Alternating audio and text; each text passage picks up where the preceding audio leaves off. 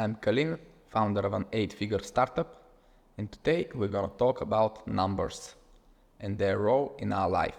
What are numbers? Numbers are everywhere. Money, time, feedback that we receive in school, in work, in other places, and social media has a lot of numbers, likes, hearts, comments, and everything digital is a number in a way because computers work with numbers. So numbers are everywhere in our lives. But do we really understand how we interact with numbers? I think not really. Even though we have learned so much mathematics in school, I'm give you the simplest possible logical or mathematical problem to see if you really understand what numbers are. Here is the problem. You are a Stone Age farmer and you have sheep. You cannot count and you're completely illiterate because you're in the Stone Age. Every morning you let the sheep go out to graze, and every evening you take your sheep back. How do you know that all of your sheep came back? That the same amount of sheep that you let out in the morning, you collected in the evening? A reminder, you cannot count. And you need a solution that you can do for any number of sheep. Like you don't have 5 sheep, let's assume you have hundreds. How do you solve this? This problem is easy. The solution is easy, but it's surprisingly hard. And the reason is that modern people have lost really their feel about what numbers are there for. I'll give you a pause to think for a solution if you want to pause the video, and then I'm gonna tell you. So the solution is simple. You take small stones, pebbles, and each time in the morning that you let a sheep out, you move a pebble from your pile of pebbles to another pile, and each time they get back in the evening, you move a pebble back into the first pile. And in the end, if you have nothing left in the second pile of pebbles, then all the sheep came back. See, you cannot count, but you can move pebbles. This is how mathematics work. It's not about counting, it's really about abstraction. The pebbles represents a sheep, and this is the key to all mathematics. Something more abstract represents a more real thing. And of course, you can have many levels of this. So if you didn't solve this immediately, it means that you don't have an intuitive understanding of how numbers work, that they're there to represent something.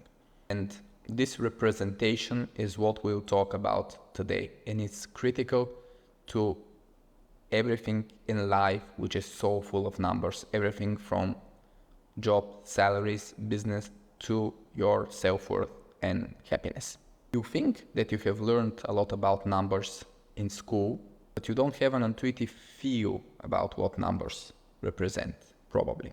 That's the big problem with many people. And how do we get the best of what numbers represent? We need a duplicate approach. For every number, we need to intuitively answer a question first.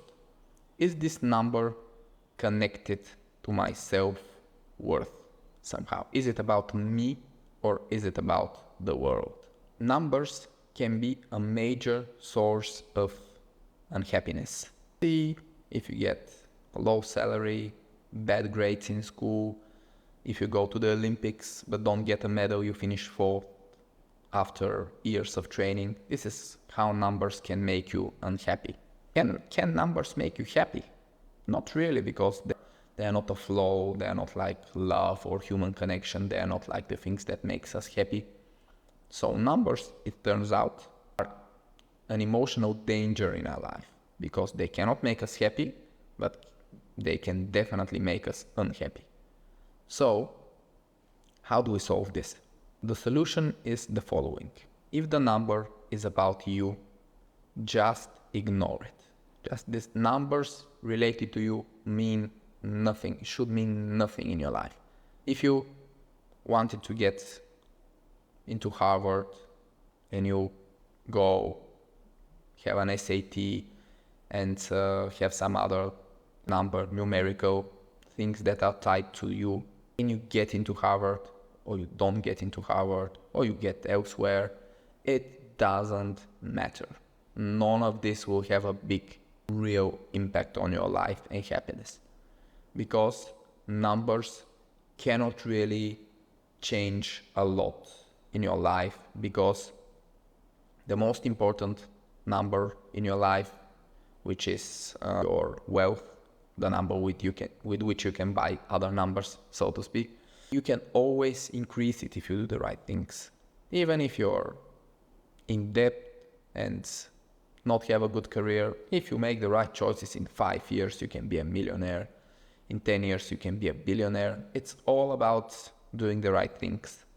Life is long enough, if you're alive and healthy, to make any change concerning money, and thus most numbers. So you should never really let the numbers, the money, the salary, the bonuses, all of these external valuations of you to get to your heart. It's just, that's a recipe for disaster, to tie your self-worth to numbers. Just, you should have an instinct to never do this. You should be allergic to having numbers about you in high regard. And if you, just like any skills, it takes practice. Because of course we have evolved to be very interested in things that are related to us. Because numbers bring status, status brings mates, and mates move your gene one generation ahead, which is your ultimate biological goal. So, numbers were historically important. But this is no longer the case. And you should not really tie your self-worth to numbers, because it will not help in any way. It's just a bad coping mechanism for lacking better meaning in your life. And if you don't do it, numbers will actually be better. The worst outcome is when you tie a number to your self-worth, put all of the pressure on yourself, and this is how people fail when they shouldn't fail. Even if they have the skills, they may fail because they put the pressure on themselves. Just let it go. Nothing bad will happen if you detach yourself from these types of numbers. Now, what are the other types of numbers? The numbers that are not about you. This is actually the types of numbers you should be very interested in. But why? Because in the game of self, you're after joy, happiness, good mental health, and numbers cannot bring any of this. So numbers internally are useless. But in the game of life, in the real world, you're after resources. Other things, but mostly resources. So you have the freedom to have a good life. These resources, like money, value, attention, like in social media and elsewhere, trust, a lot of these are numbers. And in order to fight for those, in order to exchange them, for example, in order to run ads, what is running ads? Just exchanging money, one number, for attention, another number. So, or trust, also another number. So, basically, in order to play the game of life well, in order to be able to understand those numbers, to feel those numbers, to exchange those numbers for one another, you need to be able to estimate and guess every number that's not explicitly written down. You need to know how much this desk is worth. You need to know how much it costs to build this building. If it's related to your business, job, career, ambitions in life, you have to know it. And sometimes you cannot know it, but even trying to guess it is still forms very valuable relations in your brain. And if you really are conscious about the numbers around you, not the ones concerning you, but the ones concerning the world, if you feel how businesses operate, what are the money flows, then you'll be able to build better businesses, have better ideas, and change the world for the better if this is your goal.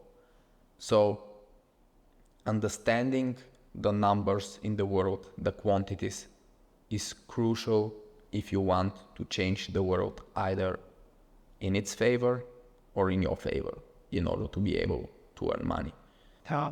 So while within yourself, it's very dangerous to compare numbers.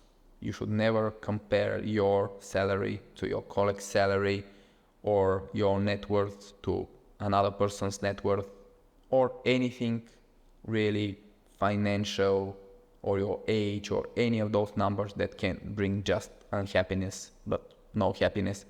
All of these that we already forbid ourselves to think about them, to compare. When we talk about the world, everything is flipped on its head. You should constantly compare. You should compare to businesses and see which is really has the better money flows. You should be able to compare being in a day job versus being a freelancer versus running a business and having employees, because these are all numbers, flows of money, value, different risks, but it's all numbers and odds of success or failure, return on investment patterns. You should all be able to feel and compare and improve those if you want material success in life. So, can we do it? Can we just completely ignore the one set of numbers, but dive into the external world of numbers at any opportunity? Well, yeah, it's a different thing, because the numbers that you can pay attention to that are about yourself and your self-worth, why are you so keen in looking at them? It's just a coping mechanism. When you don't have enough self-love, self-worth, and a feeling of meaning in your life, you're searching it into these empty numbers, into these benchmarks about your life. But this is just a coping mechanism. This should not be the core of your life.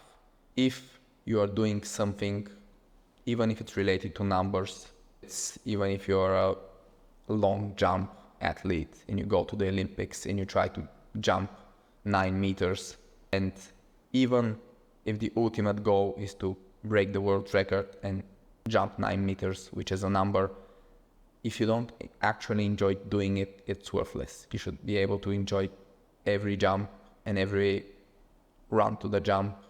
You should be able to enjoy the training. You should be able to enjoy living a healthy lifestyle so you can be healthy and be an athlete for longer. You should be able to enjoy all this. If you don't, it's not that healthy. So numbers actually in your life, in your work, in your goals, if you manage to detach them from you, from your self-worth, then they can be very useful if you can really rule them, understand them in work, in business. Sometimes in our lives, there are numbers that represent something obviously bad. For example, you forgot to pay a parking fine, and 2 years later you learn that you need to pay $700 plus 2 years of interest. And the bad news comes in the form of a number, an expense that you didn't expect. So what can you do? You can really kick yourself for not paying in time and having to pay extra and parking wrongly in the first place. You can really internalize the number, making you just feel bad.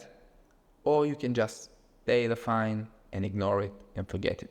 And of course, the right thing is just to ignore it and forget it, because you should never tie numbers to self-worth. And sometimes you get a number as a very positive news. Let's say you scored high on your SAT, so you expect to be accepted into a good university. Well, the truth is, whatever. You don't know if this university will positively impact your life or negatively compared to all other options. It's just a mean to an end. You don't even know if the end is that good because you have never been in a university before, so how can you know? You're just copying what other successful people are doing and hoping for the best. And the number is a small part of your journey. Whatever, it doesn't really matter. You can be content, you can have some joy about giving your best, but next day life goes on, and it's good to practice being humble when you achieve a good number, so not brag about your test results, net worth, or whatever that's connected to a number, because the more you make it central to your life, the more it takes the space that's real.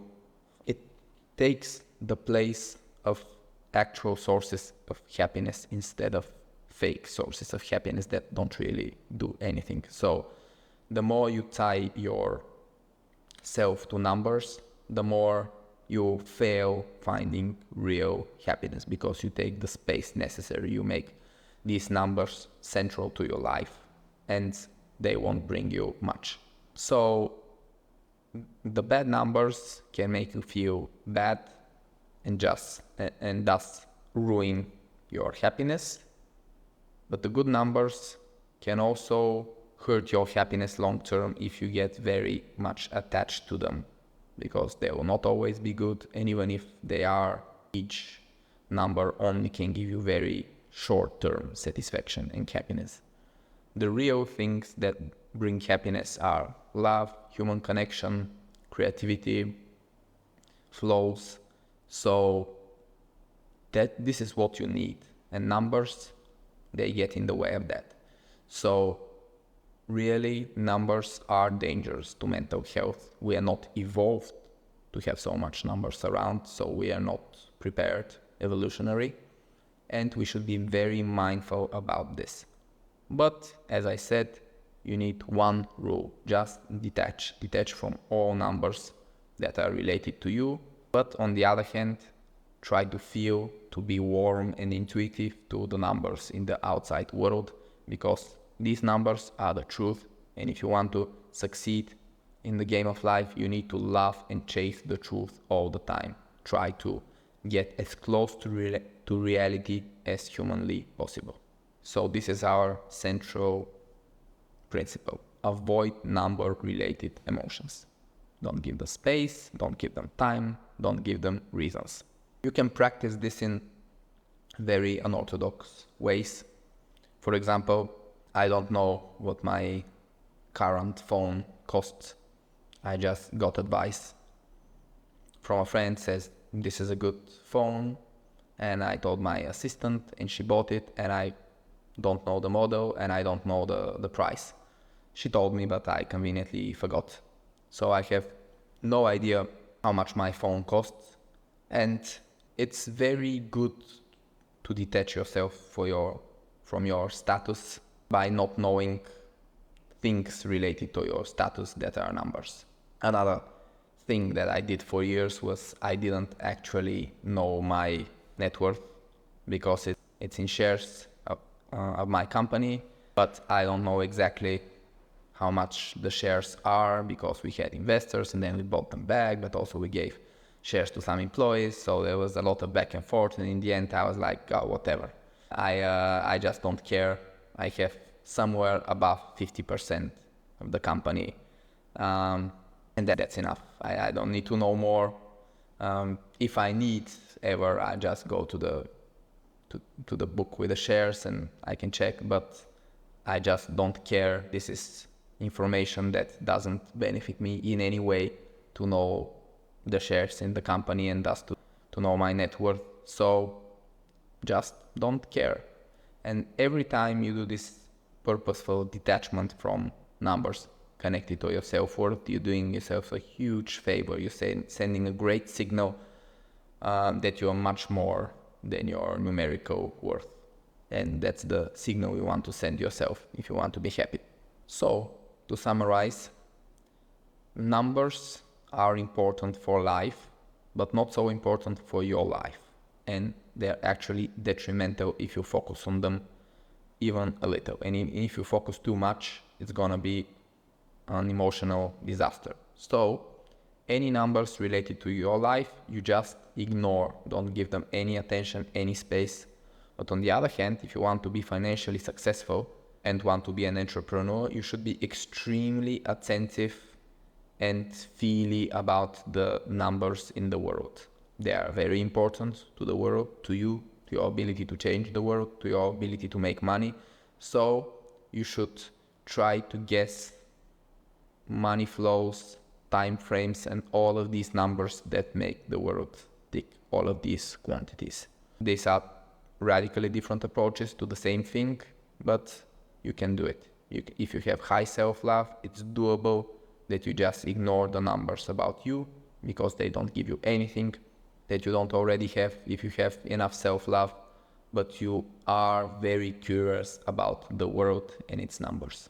Why do many people have a problem with exploring the numbers of the world? The reason is that they're kind of boring for many people. People who don't understand the basics of economics just don't have the framework to put all of those numbers and estimations and business models in.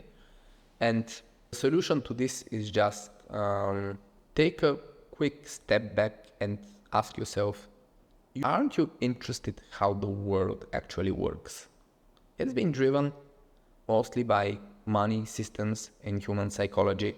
And money are a big part of all of that. You're not interested how it all happens? You should be. You just haven't seen the interesting side of it, but you definitely should be. So if you have incentive to make money and earn more freedom, everything becomes interesting. There's no such thing as boring if it earns you money, growth, and freedom. Everything becomes interesting. Everything becomes a challenge. So just try. Be an entrepreneur, try different things, and you will have suddenly a much higher interest in money. There is a very specific moment in being an entrepreneur, which is pricing your product or service. This is a major fail point for many businesses. Why is this so interesting? Because pricing the product should be a reflection of the world, the market you're in, the industry, your buyer base, your traction, how many customers you already have. It's just a function of things not related to you. But if you do the math, often the price should be much higher than you are confident asking.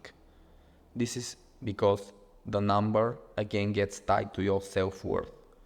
And if you're not completely confident in yourself, which is most people, then you don't want to ask for a higher price because a lot of people won't pay it.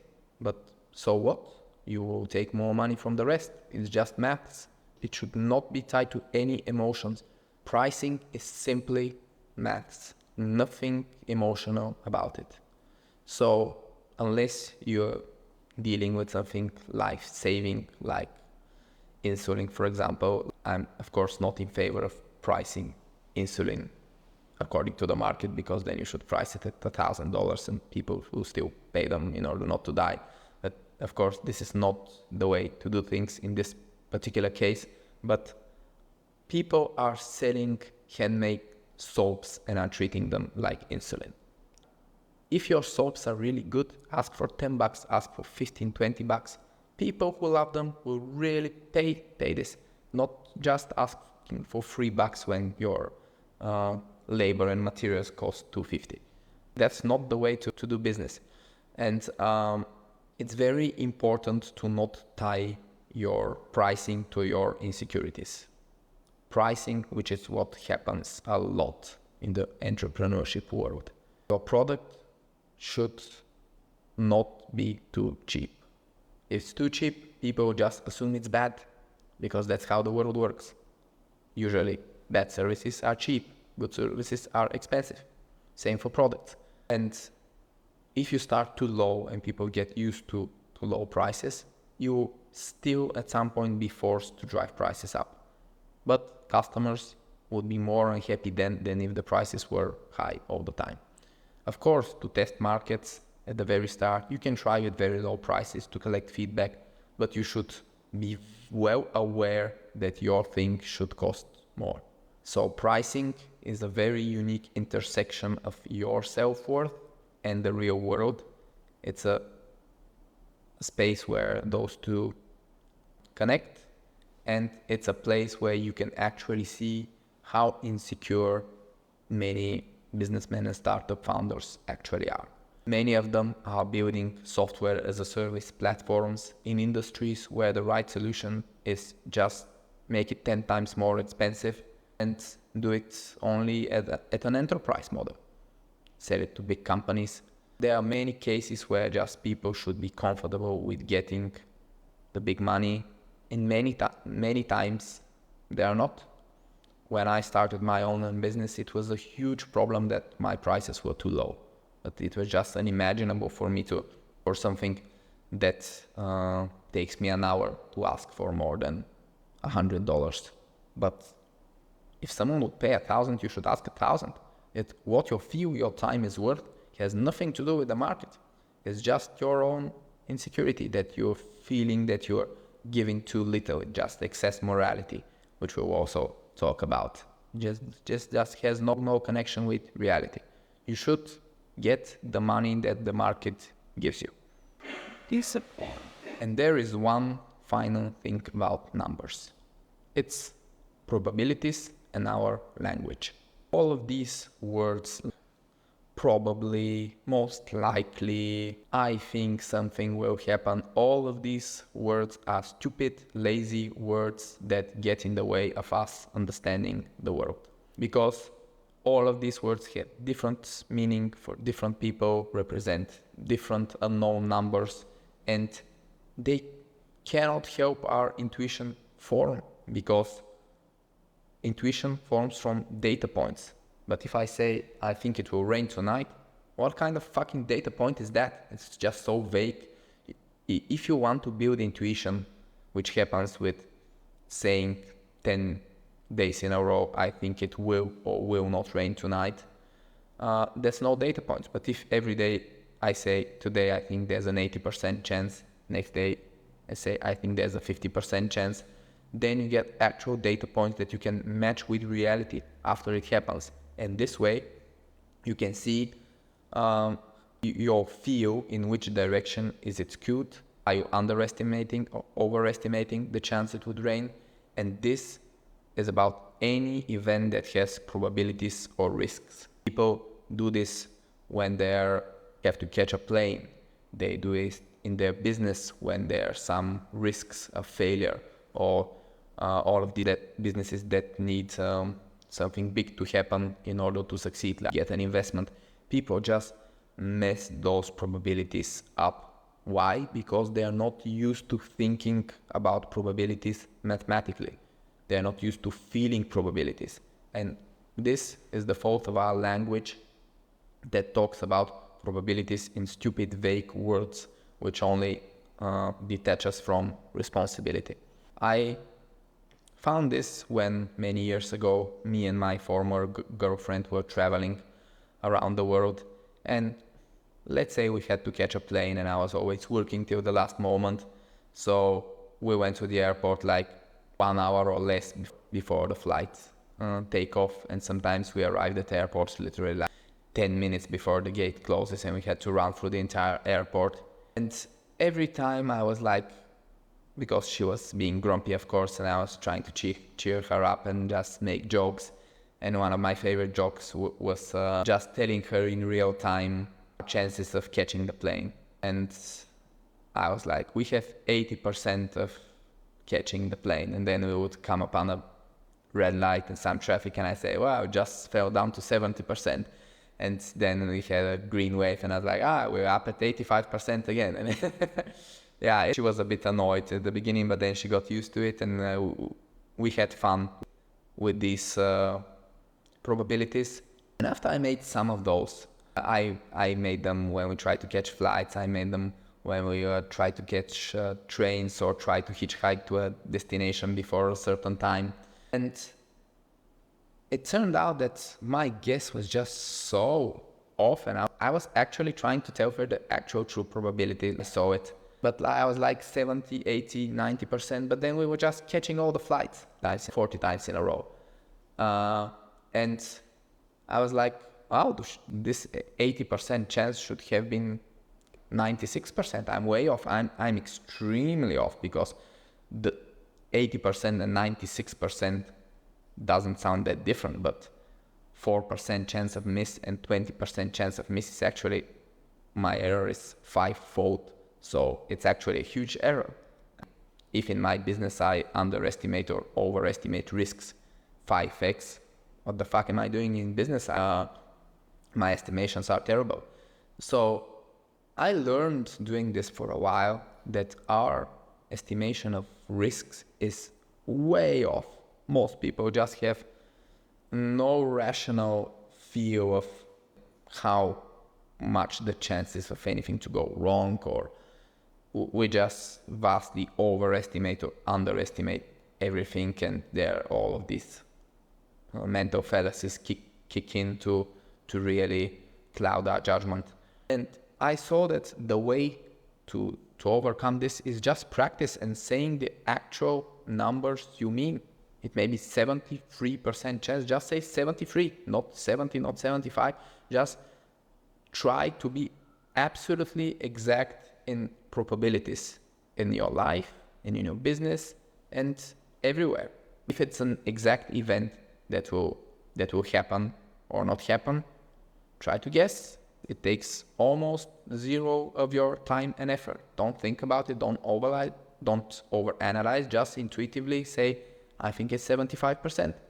And then when the 75% chance thing happens 10 times in a row, you're wrong. It was at least 90. Otherwise, statistically, it's just not probable. So this is a way to grow in your understanding of life and numbers in life, which are also odds and chances. It's just, we don't practice it at all. Every time you say something is probably going to happen, this is just giving your brain the signal that you're too lazy to care about what the exact odds are. So definitely worth changing. Definitely worth changing. Even if it's something related to yourself, odds are not that related to your self-worth, not tied to it. So you might as well guess if it's something significant. It's worth it. And the last thing that the guessing of probabilities gives you is it's a form of exposure therapy.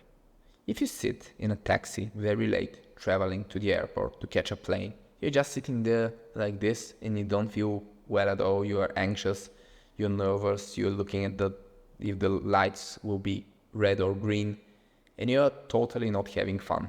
If you try to guess the numbers, at least you're doing something, you're acting, you're confronting the fear of catching or not catching the plane. So in the end, after you do this for a while, just get over it. You stop being anxious and you're just whatever. Like, if I miss a plane, it's not the end of life. Well, with my former girlfriend, it may actually be, but generally it's not the end of life.